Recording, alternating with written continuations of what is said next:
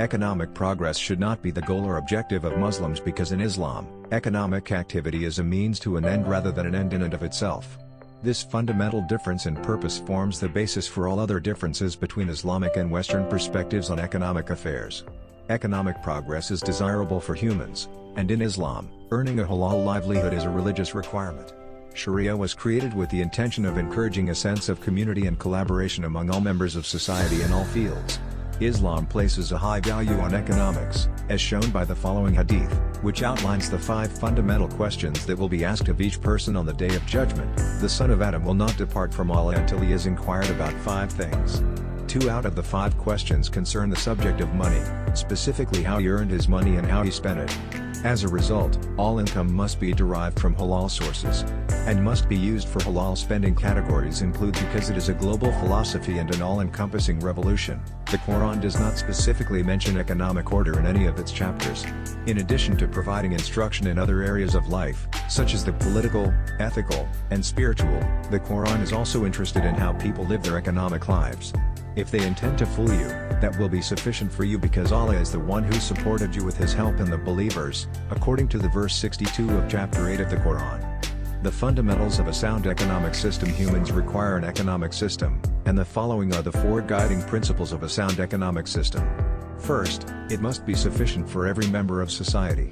Second, it must eradicate any instances and methods that contribute to corruption. What makes an economic order good or bad depends on whether the incentive and objectives are good or not. If the mind working behind it and the incentives are corrupt, the order will be proportionately corrupt or vice versa. Number 3, it must discourage concentration of wealth in the hands of an individual or group. Number 4, it must bring a proper balance between capital and labor. A group, for instance. However, the goal and motivation of a decent economic order should not be profit-making but rather the entire satisfaction of human needs. In capitalism, only the wealthy get richer while the rest of mankind remains in the squalor of poverty and misery. Islamic economics revealed the requirements of the individual and society, fostered consumption by the greatest number of earners feasible, and incorporated the best qualities of previous economic systems. According to the Holy Quran, the fundamentals of economics cover equality, and the infamous capacity for hoarding and accumulating did not create social equality among people. Islamic economic structure in the light of the Quran. True spirit of an Islamic economic system. The question that now arises is who will carry out the great mandate of the Almighty Allah and be made responsible for it.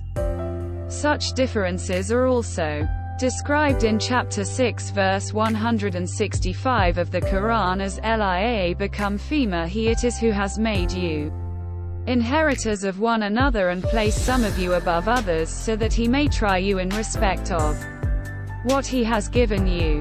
And whoever has food and nourishment above what he needs should give it to the poor and the needy. In Islam, paying zakah, giving to charity, and spending frugally have been commanded by Allah. According to chapter 59 verse 7 of the Quran, wealth that is not given to Sir Kaf falls under the category of accumulation and is subject to the punishment that has been foretold. Emily Kane. I salute Dolan with a corn. I don't want to become monotonous soon. In order to prevent wealth from becoming concentrated among the wealthy, Allah has instructed that you give to the poor, the needy, the orphans, and your relatives. According to Rabbi Haslam's interpretation of Islamic law, these rights include Jiri, it is the responsibility of every habitation's wealthy to take care of the financial needs of the underprivileged and needy.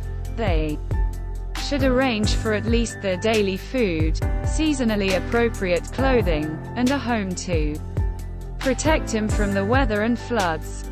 Thanks for watching this video. Subscribe to my channel for more informative videos.